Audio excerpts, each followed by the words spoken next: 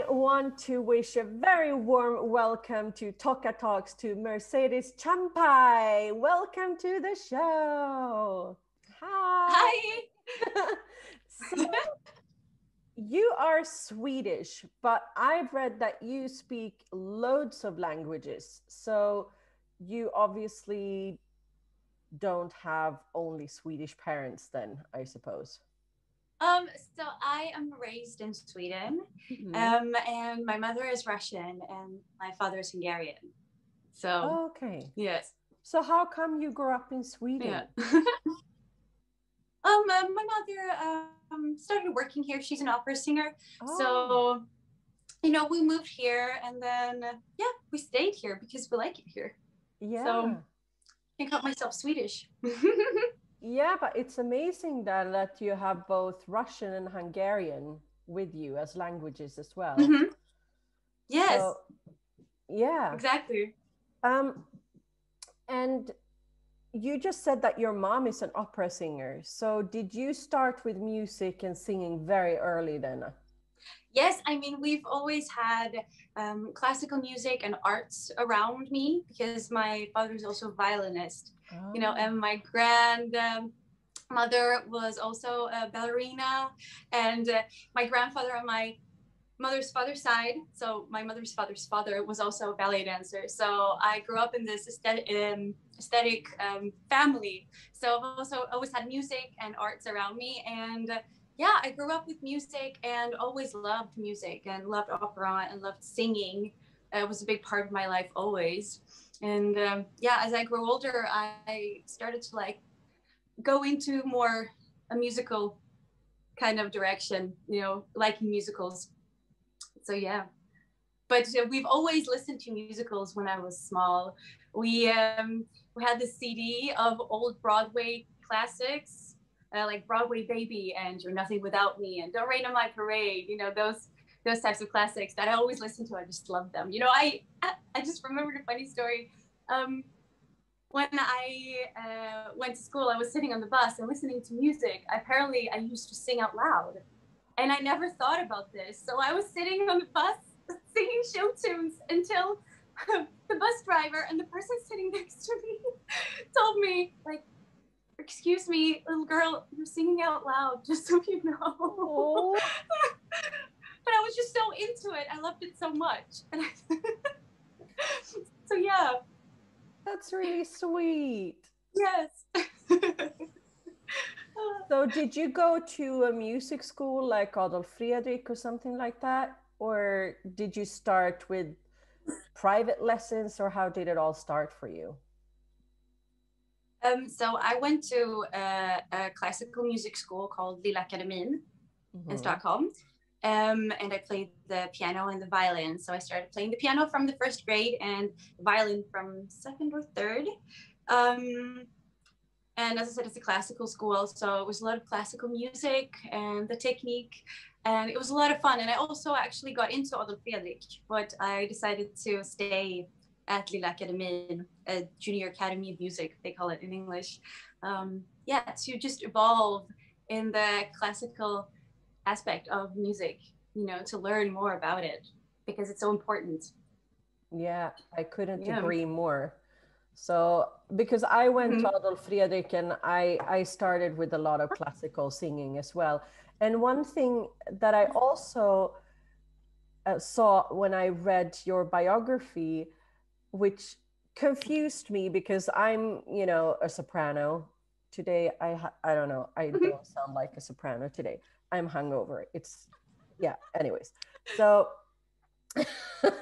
but what surprised me is that you've done roles like Christine in Phantom of the Opera, but you're clearly also a really talented belter because you've done parts like Eponine in Les Mis and Sarah in Tanz der Vampire, which is a real belter as well. So do you want to tell me about how you developed such a broad spectrum of singing?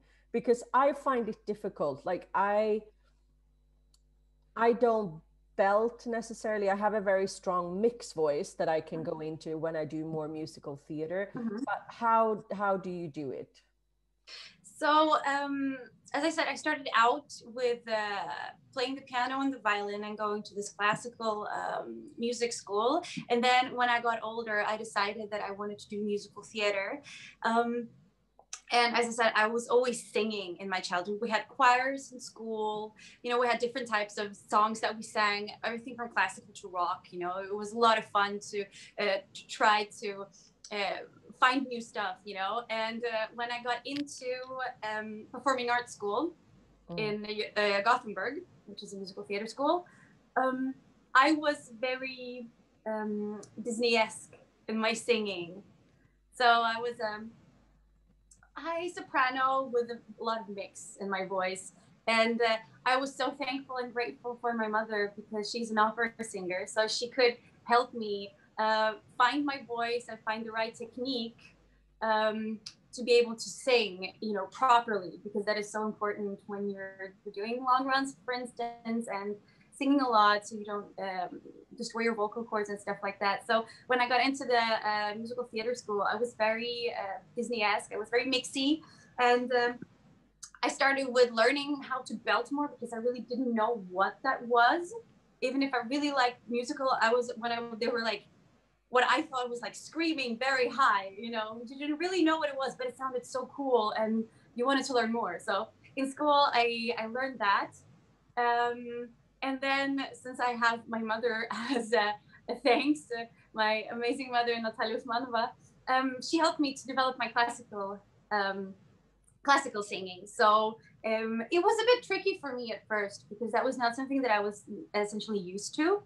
Because you have a totally different technique when you sing belty stuff and rock and stuff like that. To go over to the classical voice is tricky, but it took a while, but I finally got there, you know. And Christine in Phantom was always one of my dream roles. But mine too. Yes, yay!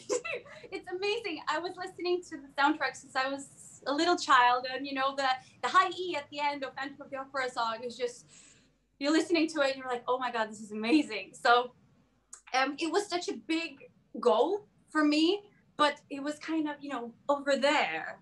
And I was always dreaming and wanting to do it. And then when I got the chance and I got the part, I was so happy and shocked that I got it, you know, and I was just so happy to be able to do it. It was brilliant, you know, and also to be able to work on my classical singing and to be able to work on my belting. It's just amazing. It's so much fun. Yeah, because it also opens up such a wide variety of roles and things that you can do. Yeah. So, I mean, I wish I would have been a really good belter. And I Never think, too late. no, but I think one of the problems is that we don't have that many teachers in Sweden that can teach you both. And I did, as I said, I went to Adolf Fredriks. I did a lot of classical singing and was actually thinking of going into opera myself. But what changed my mind was really the acting, which I felt in opera wasn't up to par with what I wanted to do. And I'm not saying that acting in opera is bad always. There are some really good actors in opera, but I feel that the acting in opera is always sort of playing second violin to the singing because the technique and the singing is so important. So yeah. I wanted to do more I think that's why I love musical theater, because you have to have all the singing technique and you have to be a really good singer, but that can never top the acting. The acting will always come first. Yeah, definitely. At least, you know, the way I see musical theater. So I think that's why I went into it. But I'm so excited that Christine was one of your dream roles as well, because I fell in love with Phantom of the Opera when I was 12, and because I saw it in London. And since then, all I wanted to do was play Christine. And I got the part when I was 24. And but I played in Copenhagen, Denmark. And I read that you did it in Russia. Yes. Oh my God. So how did that happen? I mean, obviously you speak Russian, so that helps. Yes. So I was in the Little Mermaid, the musical The Little Mermaid that was playing in Russia. They had stage entertainment over there as well. Wait, stop. Like, so how did you even end up doing musical theater in Russia? So I actually didn't from the beginning know that they had musical theater as a thing in Russia. But then my agent that I had back then, he was also the musical director of some of the Disney productions that they were doing there. So they were doing Little Mermaid over there. And he asked me if I wanted to audition for being part of it. And I did. And then when I got there, I realized how big musical theater was over there. Because also when I did Tanz der Vampire, the Dance of the Vampires in Berlin, my colleague Ivana Zhogin, he also played Dance of the Vampires in St. Petersburg. So already then, and this was 2012, 2013, so already then musical theater grew as a bigger genre. I also think that before that, they started off by developing musicals in their own way. So they had a musical that they wrote that was called Northeast, I think it's called in English. That was kind of based or the same feeling as Les Miserables. Oh. Unfortunately, I do not remember what year that was, but already then, and I think probably before that as well, they already started. So it just grew bigger and bigger, and then came these Disney musicals. For instance, they did Beauty and the Beast and Little Mermaid, and I was so happy when I got there to just see how much it had developed, and how they could adapt to the genre. Yeah. So yeah, and so I got to do Little Mermaid, and I knew that they were going to do Phantom after that, so I auditioned for it while I was actually doing Les Miserables in Denmark. Oh my God. Yes.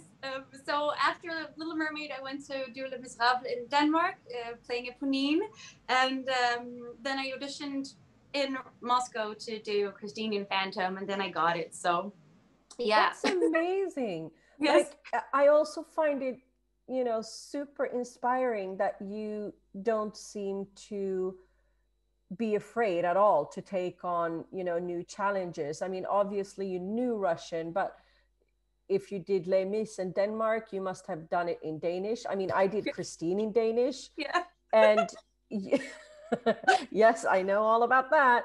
And then, obviously you've done shows in Germany in German. So did you know German before going there, or was that something you learned in Germany? No, actually, I did not know German at all. In school, I decided to study French and Italian, and I thought I will never need the German language. I don't think I will need that. That's not something that I see on the horizon. And then I auditioned for stage entertainment when they came to Stockholm. My mother helped me to do that audition, and I auditioned for them while I was still studying. So a year later, they contacted me to audition for Tanz der Vampire. Now, the thing is that I had no idea what this musical was at the time they wrote, but then I remembered that in 2007, while I was in Hungary visiting my father, my mother had bought us tickets to go and see the musical because they were playing it there. So we saw the musical, and I really liked vampire themes. I was really, really into that at the time. So we saw it, and then I really, really remembered the Red Shoe Ballet, the Rotstiefel, the melody, because I was amazed by how they were dancing. The dancing in the whole show was just mind-blowing. So I remembered that one, and then I also remembered Tot zu sein ist komisch. I have no idea what it's called in English, but it's Magda's song. Yes. To be dead is funny. Yeah, exactly. Yeah. Something like that. And I remember these two songs. And then when I got the question to audition for the show, I remember that, of course, this is the musical that I saw. So not knowing German, just relying on the fact that I had seen the musical and remembered the song helped me to learn the material, because then I just listened to recordings of people who had sung it before, like Jessica Kessler and Marjan Shaki, I think her name is Saki. And yeah, that helped me. So I just phonetically listened to the words, how I thought they were going to be pronounced. And I went and did the audition and I landed the part, you know. That was not something that I expected at all. Of course, I wanted it with all my heart, but I just wanted to do it for myself, you know, to challenge myself and to set up new goals. And, you know, I got it. So it was really, really crazy from not knowing German at all, not a word, to having to stand on stage doing an ensuite production every day as 21 years old in a foreign language. Yeah. That was crazy. That was so much fun. Yeah, no, I mean, I've worked some in Germany, but my first big production was a show called Ludwig that I did in Füssen. And I didn't know any German then either. No. So I just had to learn. And I think that's one of the things that I really appreciate with our profession is that you get to, if you want to, and if you are sort of brave enough to throw yourself out there, the opportunity to go to different countries, learn other languages, and just experience both another culture or, you know, yeah, I just find it really exciting that you, but I mean, God, I've worked in Swedish, German, Danish. That's pretty much it. I think English, obviously. But I mean, God, you've done so many things already, and you're still a baby. Yeah, no, I am so happy and thankful for the thought of having the opportunity to work in so many countries, and I'm blessed with that I grew up with having so many language in my backpack, you know. Yeah. And also the funny thing, for instance, with Danish, you know, Danish is quite similar. Like it's kind of like Swedish, but on the other hand, not. Yeah. So I thought when I went to do the Miss in Denmark, I learned everything as I thought it was gonna sound, because in my friend circle, I didn't have any people who spoke Danish. So I just tried to figure out how it was going to sound in my head, you know. But then when I got there and we had to sing through, I realized how wrong I was and how not at all it is like Swedish. It is so much harder and it's so complicated with all the diphthongs and the placement in the mouth. And, you know, technically it is really complicated. So I really, really had to fight and challenge myself to be able to do it, but I was just so happy. And I was so happy that Malvius gave me the chance to be part of it, even though I didn't speak Danish, you know? Yeah. So, yeah. No, it's a beautiful language. I had no idea before working in Denmark that it was that beautiful, because, you know, for us, before you learn it and start to understand it, it just sounds like a bunch of weird sounds that are sort of similar to Swedish. Yeah. So I remember, because I got cast as Christine in Phantom of the Opera in Copenhagen, and I'm very old. So when I got, yes, but when I got the part, they actually sent me a cassette tape where someone had, you know, like read through the whole script in for me to practice with. And I'm really grateful that I had that tape, and that, you know, I also had it sort of phonetically written out in the score, because when I finally got to Denmark to start rehearsals, the girl that played Christine before me, she had to leave much faster than what was originally announced. So I had 10 days of rehearsal before my to do Christine in Danish. And it's not an easy show. I mean, not only with the Danish, which was complicated, but it's, I mean, Christine is on stage the whole show. Yes. So it's like, I always joke about this, but it's really annoying that, you know, in the final bows, Phantom comes out, you know, like, thank you, everybody. And you're like, you've been in your dressing room, like drinking coffee for 1.5 hours while I've been busting my ass here, you know? That is so true. That So part is true. so challenging. In his dressing room, the whole show Oh my basically, and then he comes down like, "Thank you."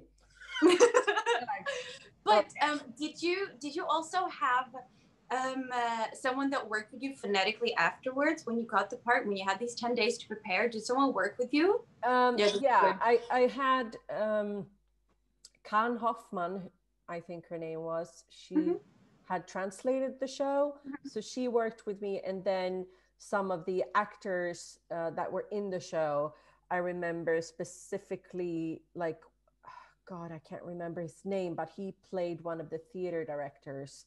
He would sit with me and just go through stuff. And then obviously, you know, throughout the show, you will get notes for every show. And then it would, you know, be like Post-its on my mirror, you know, like this word or this thing or.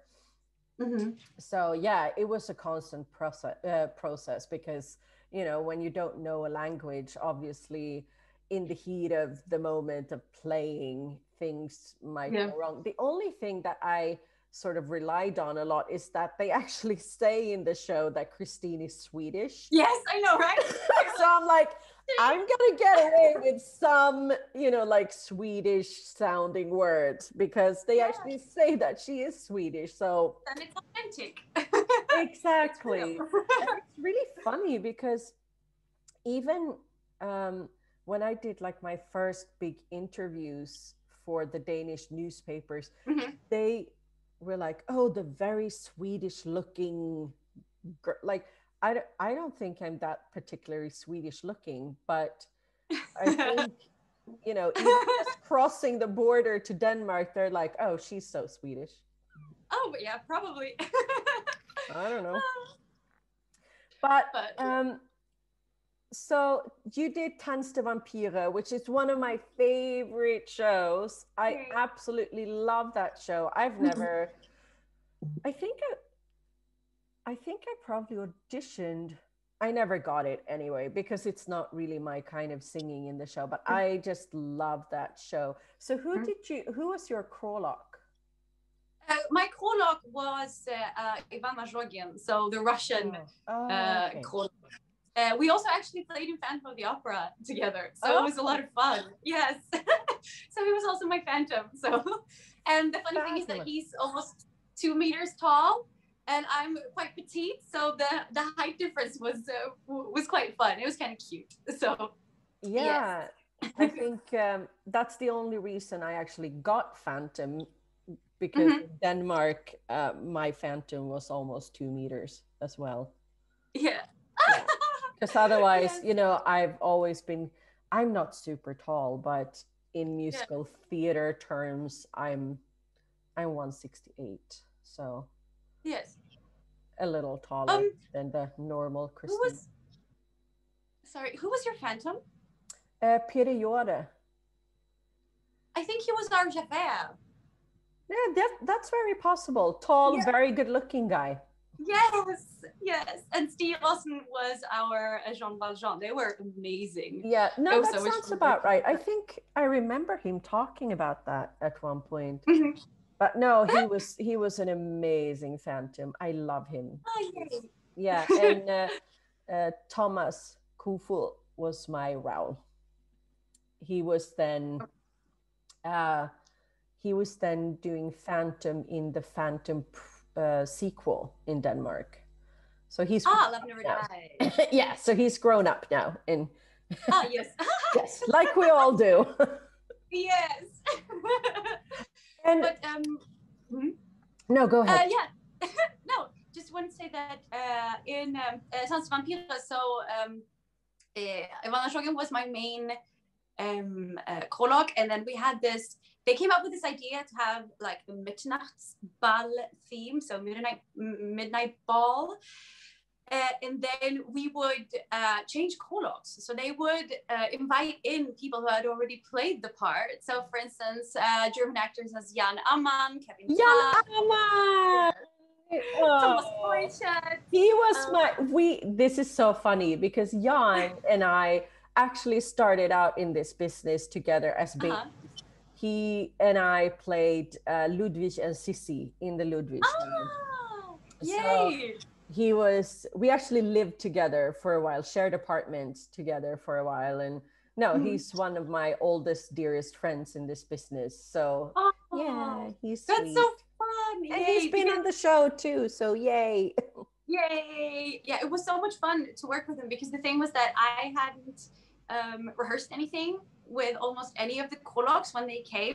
So for me, it was just, you know, trying to figure out what they're doing and respond to that. So the first scene when you see Kolok entering is in the bathroom, or like she's laying in the bathtub, and he just comes in. And usually when the Koloks appear, they just stand there, very majestic, you know, taking place. But Jan did this thing that he ran towards me when I'm sitting in the tub, and it just scared me so much, and it was so real, and it was so good.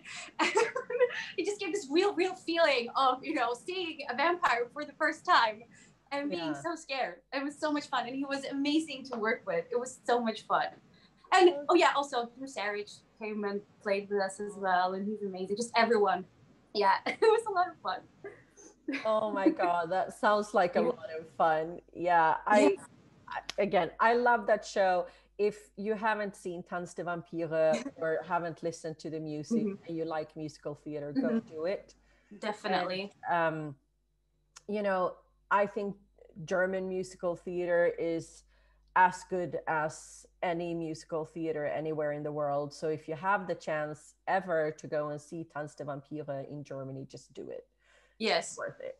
Definitely. And in any other country as well where they're playing it. Right. So it's a really good musical, cult musical. And I understand why it's still out there, you know, because it is so iconic, you know.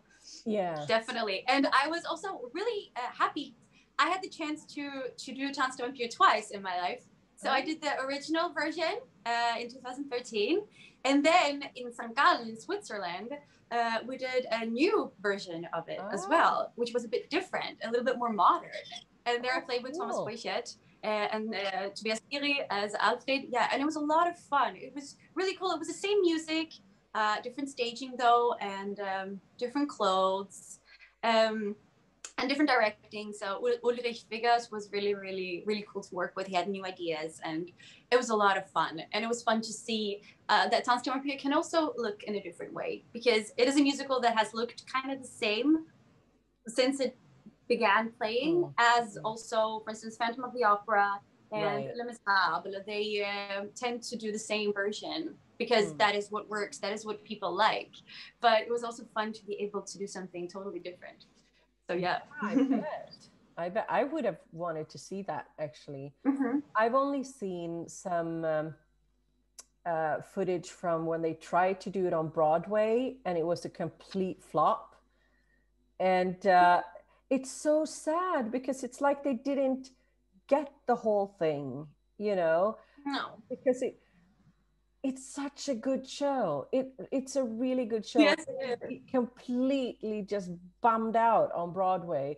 And I'm not sure why, but it seems like they had just lost sort of the, I don't think the audience understood if it was a parody or if it was, you know, like it was, something just didn't work with their version, which is a real shame because at least the original is really good.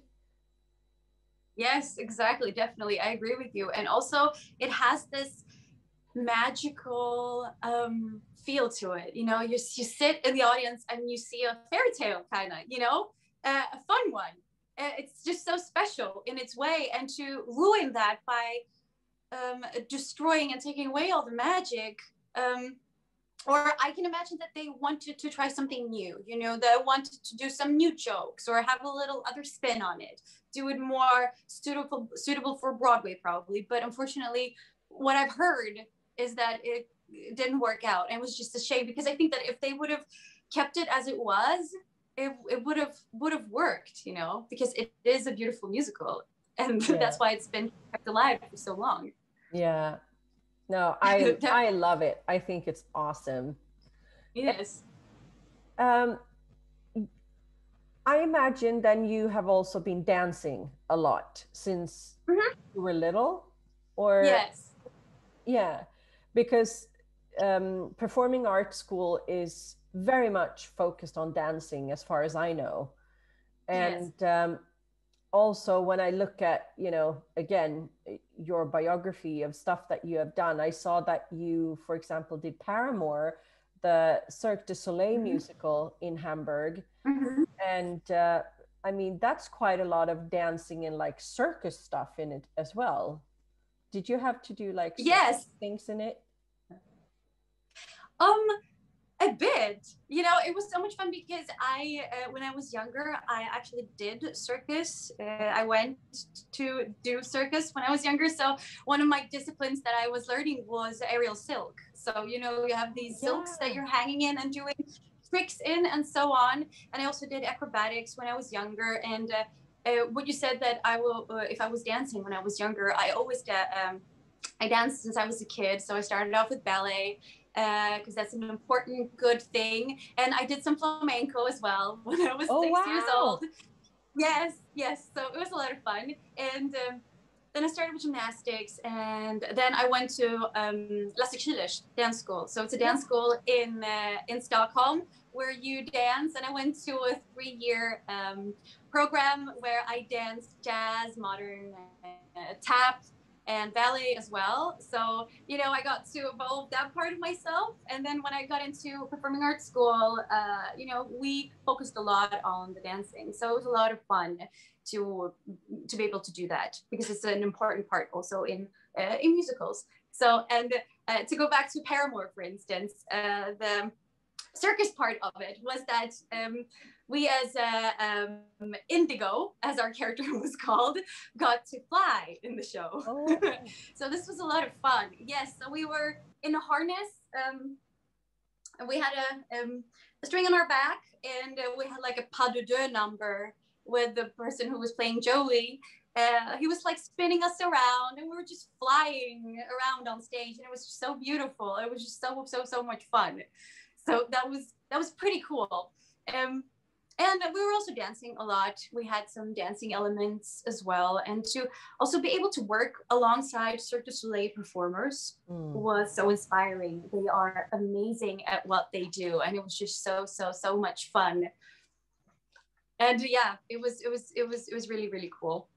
And also other shows when I get to dance a lot was Little Mermaid as well. It was a lot of dancing. And we were also flying. So when we were swimming, we were also in harnesses, and we were like, you know, doing nice. Yeah, so that was pretty cool as well. And also in West Side Story, I played Maria, and usually Maria does not dance in the show. Essentially, it's usually Anita that gets to do most of the dancing, if you look at the main parts. But our choreographer, Simon Eichenberger, decided that me and the person who played Tony. Yes, that guy. The person who played Tony, we got to dance as well. So it was a lot of fun to be able to do that. And also, you know, it was also classical singing, so that was a lot of fun to do that. And it was also my first part of doing a show in German and having talking scenes. So that was a lot of challenges over there. But yeah, it was a lot of fun. Everything is fun. I'm just so grateful to be able to do this. I'm so excited.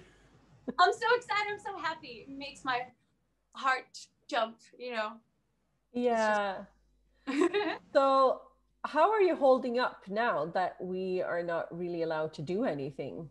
I mean, you obviously have a piano and you have stuff, so how are you keeping busy?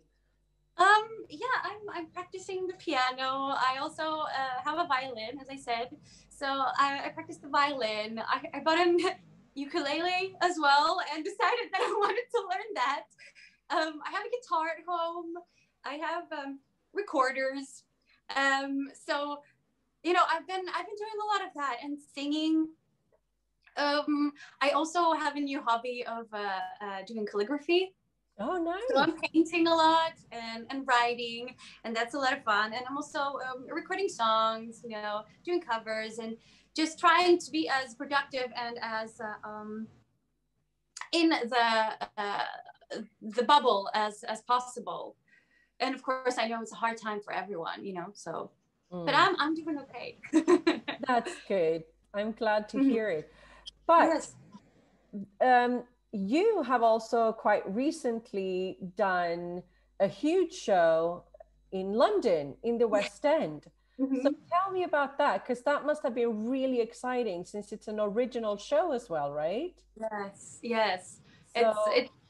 just for anyone who doesn't know, Mercedes has done Prince of Egypt original cast, right, in London. Mhm. Yes. So Yes. how did this whole journey happen? And tell me a bit about Prince of Egypt and how you got there. So I was actually working in Germany doing Hunchback of Notre Dame in Stuttgart, and I was playing Esmeralda over there. And our director was Scott Schwartz, who is the son of Stephen Schwartz, the Stephen Schwartz. And it was amazing to work with him. And then I got to know that they were going to do Prince of Egypt in London, and I got to know that he was also the director. So I decided to audition over there and to try my luck, you know, because who doesn't want to try to audition in London? It's the center of all musical theater. And I auditioned over there, and I landed the part of Jocheved, who is the mother of Moses. So she's the one who's singing the river lullaby and deliver us at the beginning of the show. And I also cover the role of Miriam. And it is just so cool to be part of an original production. And also we managed to have the time to record our album just before this pandemic happened. So that is a lot of fun to also have that as a memory of something cool that we did, you know. And it's just it was a beautiful experience. It was amazing to be able to work in London and be able to work with such amazing people, you know. It's truly a blessing. Yeah. So much fun to work alongside Stephen Schwartz and to learn from him, and Scott Schwartz as well, and everyone else. So yeah. Yeah, that sounds really, really amazing. Are there any plans of opening up the show again once this pandemic is over, or what does everything look like right now? Um, well, the thought is, of course, that I think all of the shows want to open as soon as possible, but at the moment, as the situation looks like, it's really hard to say when. So they are looking at wanting to open it again, but yeah, at the moment, it's really hard to say anything, you know. Right. But if they do, I mean, if or when they open again, are you going back to London or like? Yeah, I really want to. Yeah. I hope. Let's see. You know, I really, yeah. Yeah.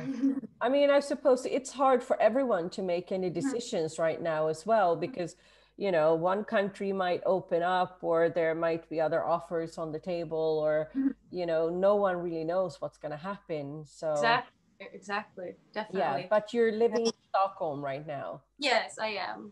Yeah. And you told me yesterday that you are now also doing voiceover work. Yes, yes. That is so much fun, and it's so different from anything that I'm used to. I can imagine that people also doing theater are used to, because it's a whole different world as well. You know, you come into the studio, you get the text, you have a screen in front of you, you have the original voice in your earphones, and then you have to do everything simultaneously. And it's just so much fun. It's really challenging. And the voiceover that I was doing was for the Tangled series. So it's after the Tangled movie, basically. Right. And my character that I was playing is Cassandra. She is a friend of Rapunzel's, and she was, or the voice that was playing her was Eden Espinosa. Oh. So, of course, there was also singing. So that was also a lot of fun. Real power songs. It was really cool, and I was just so happy to be able to do that. It's a crazy experience. Yeah. It's fun to evolve, you know. Yeah, and I mean, it's something that we can still do, right? Yes. Yeah. So that's another thing. My daughter actually does a lot of voiceover Ah, uh, for Disney and Netflix and Nickelodeon mhm. and God knows what. So Yeah. uh, it's really annoying because she's actually making more money than me right now. Oh. I mean, she's 14. Um, Oh. but no, because she's, uh, she got her first big part when she was 10, I Mhm. think. And I mean, I know how hard it is to do Yes. voiceover because it's very technical, as you said. You have Mhm. the headphones, you have the original voice in the headphones, you have the screen, and you have the text, and you have to match everything. So for a young child to be able to do that is really impressive. And now Yes. she's, one of the, I would say, one of the top uh, voiceover female, like, young girls in Sweden. I mean, she's done so much. Right now, she's doing um, this new series on Mhm. Disney Junior, I think, Mira, Royal Detective. And yeah, she's, anyways. But yeah, so uh, in a lot of like the forums online now, people are asking, like, are Valerie Tocca and Victoria Tocca related? So I'm like, it's my Yeah. daughter. you know Oh, yeah, so I'm super proud of her. She's doing really well. But of course. always get super excited if they call and they're like, oh, we would like to schedule some voiceover, and I'm like, yay for Yay. Valerie. Oh, where's Valerie? They never want. Oh. They want her. It's fine. It was my dream to be, the voice of a Disney character. But Yeah. life is not over. It can still No, happen. I definitely. just need to, yeah, not be hungover, and it will all be fine. Oh, yes. So, do you want to tell me, like, any, because when you've played so many on-suite shows and Mhm. long-running shows, things happen on stage. Mhm. So, I want any funny stories that you can tell me of things going horribly wrong on stage. Yes, I have one that happened in it happened in Hunchback of Notre Dame. So um, there is a scene where Esmeralda runs after Quasimodo up until the bell tower, and they talk and they get to know each other. He shows her the beautiful view of Paris, and then he goes to show her the bells, and he talks about these beautiful bells that we have. They're huge, huge bells that were hanging on stage, and under them we had a little a hole that you can climb up through Mm-hmm. to come up on the loft. So this little hole was open. So we had a trap door that was Okay. standing open with a chain that was fixed. And usually after because this is what I'm gonna say now is after the song, so it's Top of the World. So it's after that song, and he shows her the bells. And usually when we play this, I'm supposed to face the bells, so I'm facing the audience with my back Oh. because of a technicality, because of the fact that this hole is just behind me. Now, since you're doing this on suite production, sometimes you tend to want to change some stuff, and find new things to do. So I decided to play it out instead. So I decided to turn around and Oh. face the audience and say, "Oh my God, this is a beautiful sound," And somehow I managed to walk backwards. Oh no, no. Oh I stepped no. into the trapdoor and I fell into it, and I closed the door after me. So on stage, what happened was that I fell in, I closed the door, and there was like 3 seconds of silence when no one moved because we didn't know what was going on. And then someone ran to the trapdoor, opened it, and saw how I was doing. Now, also for the audience, the people who had not seen the show, they didn't really know what was going on. Some of them thought maybe that I was part of the scene, but some people who had seen the show, of course, understood that something was wrong. So they had to they had to freeze the show, so we had to do a little pause there. And what happened basically when I closed the door was that the chain that was there, I managed to somehow get it with my elbow or forearm. So I closed it and I landed on a staircase that was going down, like from the stage down to the basement. And on the staircase, there was a little platform in the middle. Now, the person who was playing Frollo on this show, he was standing backstage downstairs a little bit earlier than he should because he's supposed to come up afterwards. So he was there a little bit earlier. So basically when I fell down, I landed on this little platform and on the stairs. And the good thing was that he was standing just behind this little platform. So he helped me not to roll off, you know, because I could have injured myself really, really bad. So basically he almost caught me. Oh. from falling down, you know, and I had so much adrenaline that I was like, I want to go back, I want to go up. And when they opened the door, they were like, are you okay? I was like, yeah, I want to go back, I want to continue the show. Then I realized that I had, you know, injured myself here. Everything was like, it was just crazy. And my leg was hurting, so unfortunately I was not able to continue the show that day. So my amazing cover got a chance to take over. But yeah, that was a crazy experience.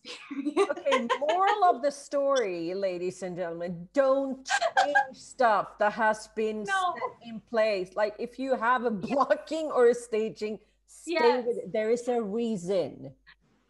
Yes, definitely. Yeah, as you said, it's like you shouldn't chase some stuff because they're made for a reason, so that you don't hurt yourself and everyone die. Yes, exactly. And as I said, like everyone's reaction on stage was just crazy because they didn't understand what was going on, and also for Quasimodo, you know, he's standing there and pulling the bell and saying, "Oh my God, it's just so beautiful, listen to it." And then when Esmeralda just disappears, just stand there. What just happened?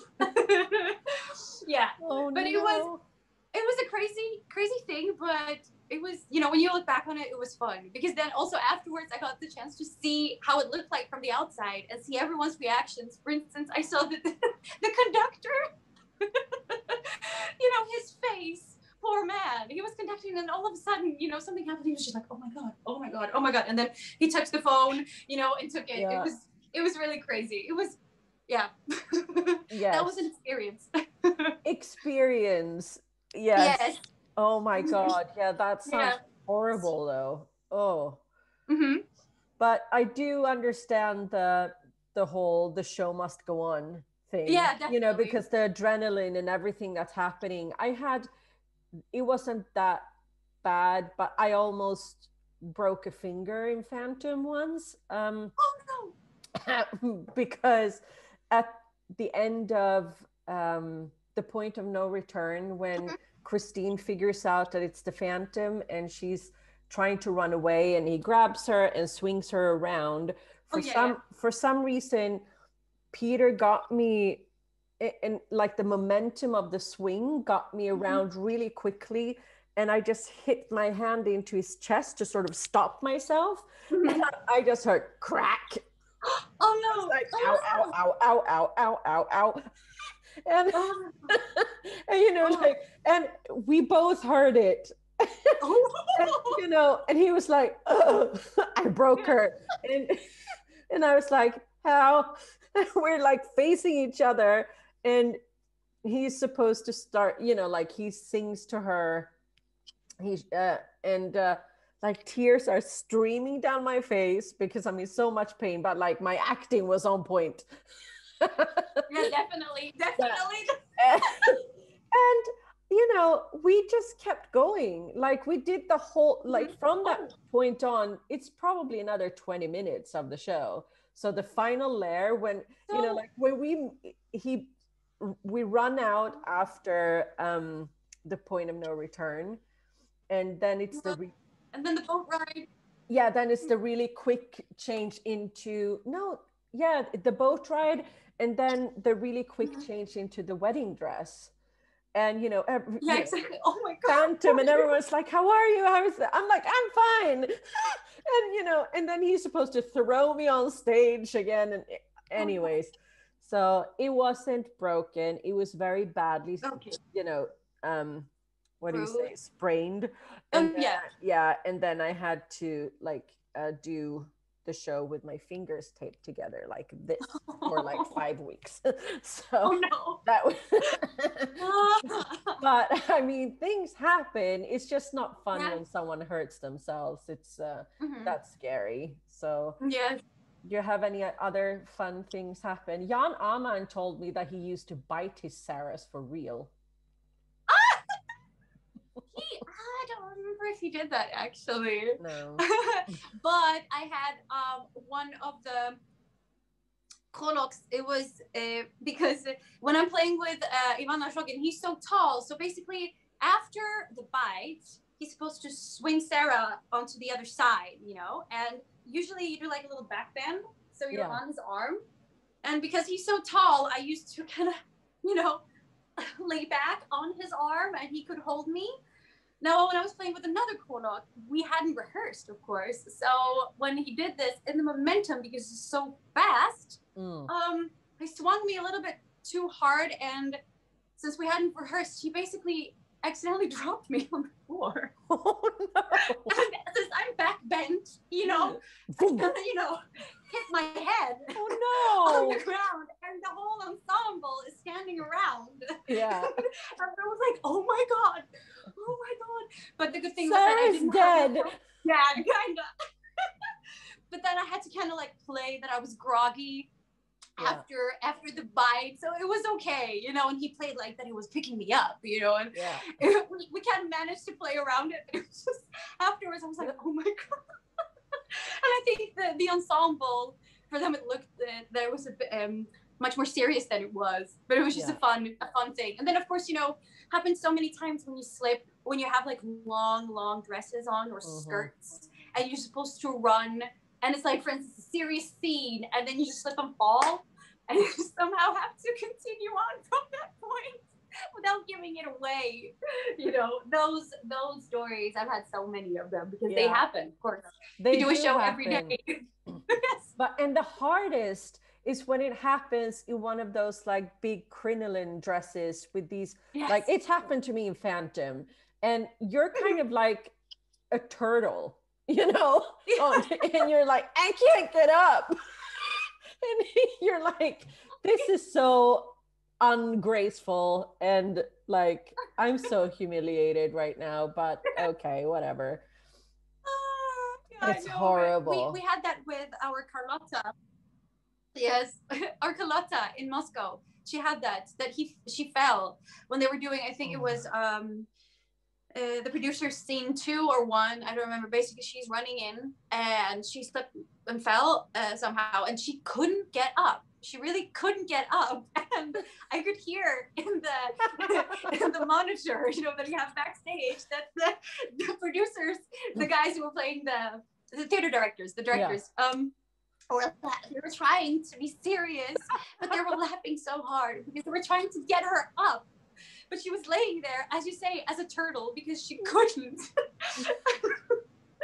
But yeah. It's horrible. Oh my God. Yeah, there are so many things that can happen in these super technical shows. And that's why it's really fun to talk about, because everyone who's been working in this profession for a while and has done these kind of shows, they know what we're talking about. Yeah, definitely. I mean, if you're lucky enough as an audience member to catch one of those performances, it's actually kind of fun. Like, and I guess it depends also what kind of show it is. Because it's hard in shows like Phantom that are really serious or whatever when it happens, because you can't really go with it, you know.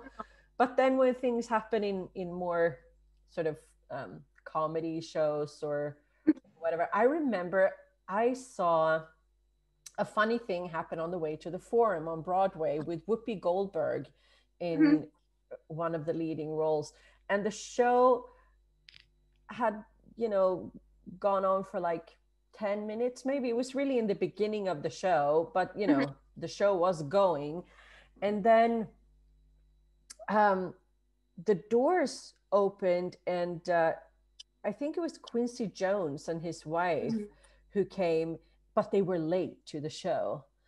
And so Whoopi Goldberg, in character, sort of shamed him for being late to the show. It was really, really funny. And, so it's fun when you can sort of, when things like that happen and you're in the audience and you feel like you got this special moment that wasn't planned or oh yeah, definitely. So yes, that was a lot of fun. Oh my god, I just remember we had another not incident, but a thing that happened, because when you work in a different language, you have to learn the text so good that you know it like to 250%, so that if your concentration breaks or something happens, you can go on with the show, because you know that if you're not a native speaker, it's really, really hard to improvise if you by any chance forget the text or something happens. Now, of course, doing an ensuite show every day, sometimes you have these blackouts that happen, because, you've done it so many times. And of course, that has happened to me a couple of times, but I managed to get into it because I've had people help me on stage, leading me on, like with some words that I can use, It happened in Vampires when we were doing the scene with the sponge, the bathroom scene with the sponge with Alfred. I'm supposed to say something, but then I forgot, and he basically said my line for me. So he helped me, which was really, really nice. But what I was going to say was that we were playing Hunchback again, and we have this scene in the tavern where Phoebus and Esmeralda kind of meet. They have a chat, and then they kind of have a nice scene.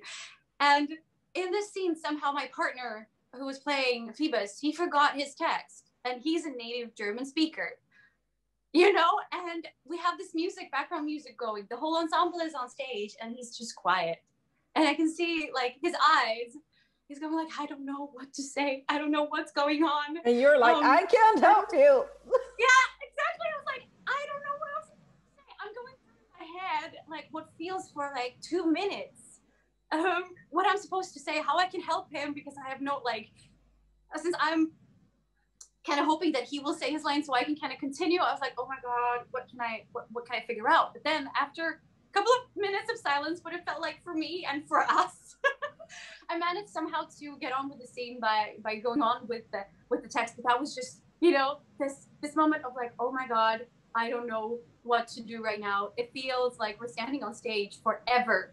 It's horrible. And we can't do anything about it. Yeah, those have happened. So, yeah. But I mean, that's live theater. And as an audience, as you said, it's fun to be able to experience these things. And it's so much fun. Yeah. Oh my God. No, it's never happened to me. I mean, like I've had this, feeling of panic a couple of times in Phantom when I'm like, I don't know what I'm supposed to sing or say now, but then like in the very last millisecond, it happens, Yeah. But the panic that you feel. And I also, when you play a lot of shows, I can remember a few times, and this is really unprofessional, but when in the middle of like wishing or something, and I'm starting to think about other things, like what I have to buy for, like in the grocery store. And then I'm like, and then you snap back and you're like, I don't know where I am in the song now. Like, what is happening? But it's what you just said, that it so well that somehow the autopilot is on, and you will go back into it, and your body and voice is still going, and you're like, oh shit. You go back into it. But it's really, because it happens so quickly, and it's so scary when it happens, like, and oh my God, just and it's really fun, and it's not funny, but it happens like right before you go on stage, or right before you have to start singing something, and you're like, I can't remember the first word. Yes, exactly.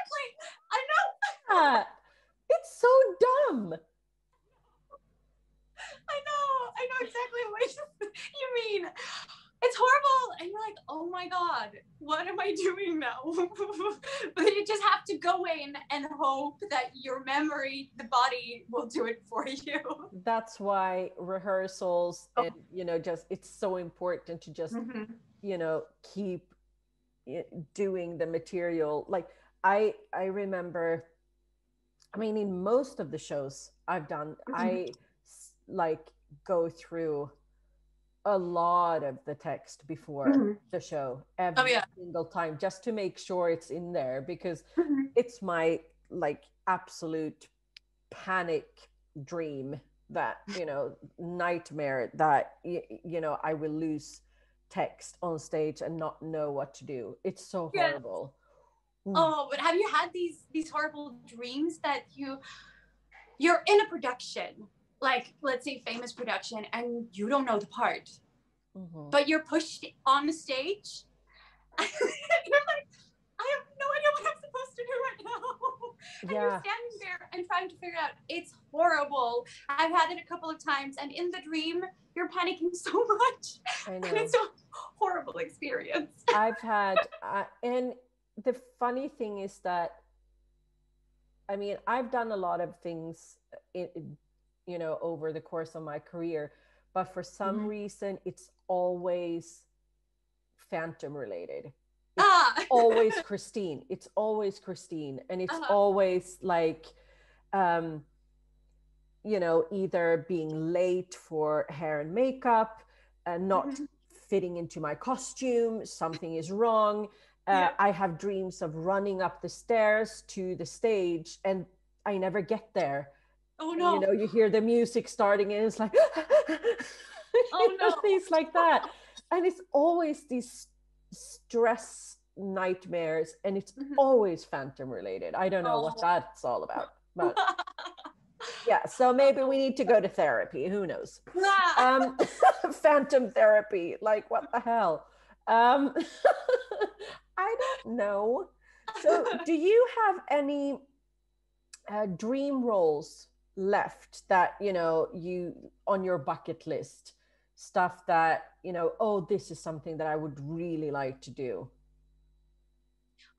Yes, I definitely have. But first, I was thinking one thing that I really want to do is to work in Sweden a lot, because I really, really like it here. And also I had the opportunity to be part of a Swedish production. I don't know if you know Mamma Mia the Party. Yeah. It was, yes. So, which was an idea of Björn Ulvaeus, who is part of ABBA, you know, and he cast me as one of the female leads. And that was a lot of fun to do a new production as well. There was something totally new, and to be able to create this work, you know, that was really cool. And I also got to, you know, use my violin skills, and I got to do Ariel silks as well, you know, and sing amazing songs and work with amazing people. But one dream role that I really, really want to do is actually Elphaba. Oh, yes. Yes. To be part of Wicked has actually been one of my dreams since I started with musical theater, because that was kind of the musical that pushed me, that gave me the last push to realize that I want to do musical theater professionally. Because we saw Wicked in London when Carrie Ellis was playing Elphaba, and I was just so amazed by how the audience was taken by the whole story and the music and just what was going on stage, that I just felt that I want to be able to be part of this. This is such an amazing experience, to be able to be part of this magic that's going on, to be able to transport yourself into another world, you know, that has to do with all musical theater, actually. But I really, really fell in love with Wicked, and that was one of the reasons that I wanted to do musical theater professionally. And Elphaba is still a goal, and I really hope that I will be able to do it in the near future, you know? I hope that they will actually do Wicked in Sweden yes, at some point, because we haven't done that show here yet. And one of the things that I love about Wicked is that it has two female leads, and they're both really strong and really good parts. Yeah, it's a great show. It is. It is, definitely is. I am super thankful and so happy that you wanted to talk to me and be part of Tocca Talks. And I wish you all the best. And I can't wait to work with you sometime in the future when my production company is up and running again. I have, yeah, I have a lot of ideas now. So, I'm excited. yay. Yeah, and I'm excited to hear that you want to work in Sweden. So I'm like, okay. Yeah, so let's stay in touch. Have a wonderful, wonderful day. And thank you for being part of Tocca Talks. Mercedesz Csampai. Thank you so much. Thank you for inviting me. This was so much fun, Victoria. Thank you.